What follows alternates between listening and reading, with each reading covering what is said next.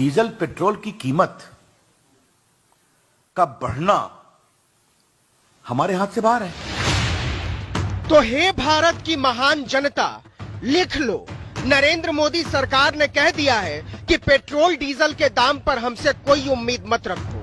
मोदी सरकार ने कह दिया है कि पेट्रोल डीजल के दाम पर हमसे कुछ मत पूछो। मोदी सरकार ने कह दिया है कि पेट्रोल डीजल के दाम पर वो कुछ नहीं बता पाएगी। मोदी सरकार ने कह दिया है कि हम केवल टैक्स वसूलेंगे, जमकर वसूलेंगे और आपको चुकाना होगा। डीजल पेट्रोल की कीमत का बढ़ना हमारे हाथ से बाहर है। ऐसी मारक मासूमियत केवल महबूबाओं में हुआ करती है कि आशिक कत्ल हो जाए और वो उम्मीद करती है कि बेचारा मुस्कुराता रहे। रविशंकर प्रसाद ने पता नहीं ये क्यों नहीं कहा कि पेट्रोल डीजल के दाम पर नाकाम हो गई सरकार दरअसल भारत की जनता पर एहसान है कि हमने आपको देश सेवा का मौका दिया है जो पुरानी सरकारों ने कभी नहीं दिया। डीजल पेट्रोल की कीमत का बढ़ना हमारे हाथ से बाहर है। दरअसल मोदी सरकार पेट्रोल और डीजल के दाम के मामले में भावुक हो गई है। कभी साक्षात प्रधानमंत्री भावुक होते हैं, कभी पेट्रोलियम मंत्री, लेकिन इसका कोई कानूनी अर्थ नहीं था, इसलिए उसने इस भावुकता को कानूनी जामा पहनाने के लिए रविशंकर प्रसाद का वकालतनामा भेजा था।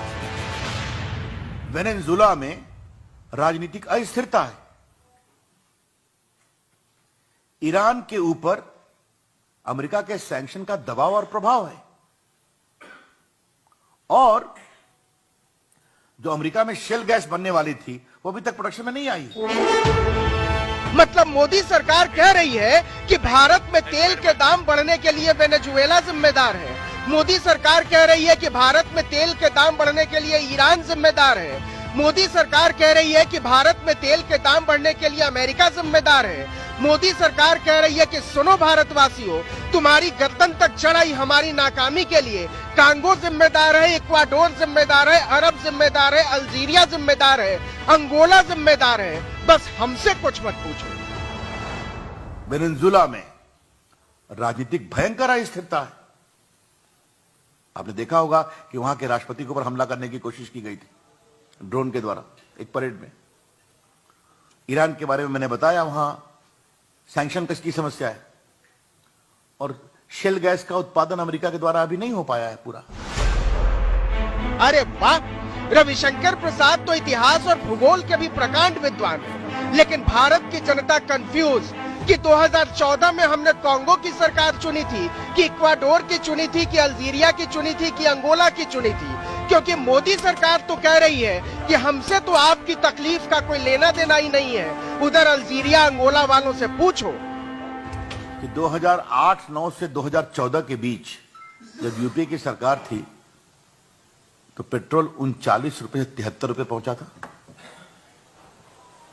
ये सच्चाई है या नहीं है? हमारे समय भी कुछ बढ़ा है, पहले घटा भी था। हमने शुरू में ही कह दिया था कि रविशंकर प्रसाद मासूम व्यक्ति है। बताइए कोई मानता है ऐसे कि 2014 में हमारी बीजेपी के लोग जो सड़क पर उतरे थे पेट्रोल डीजल के बढ़ते दाम के खिलाफ, वो सारा का सारा फर्जी था।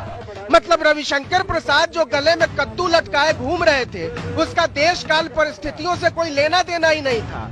मोदी मनमोहन सिंह से मजा ले रहे थे, वरना पता तो उनको भी था कि सरकार का कोई रोल नहीं है इसमें। 3 साल का रिपोर्ट कार्ड के कुछ ही घंटों में उन्होंने देश में जिस प्रकार से पेट्रोल के दाम बढ़ा दिए,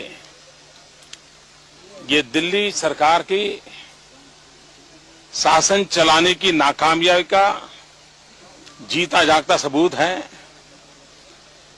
देश की जनता के अंदर भारी आक्रोश है।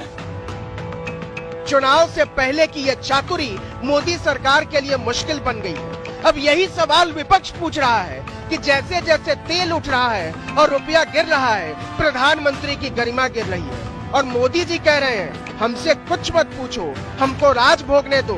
और सुनो, नारा सनद रहे, बहुत हुआ महंगाई का वार, अब की बार फिर से मोदी सरकार। क्रूड का दाम बढ़ गया, पेट्रोल डीजल का दाम बढ़े तो हम कुछ खर्चा कम कर दें। आज तक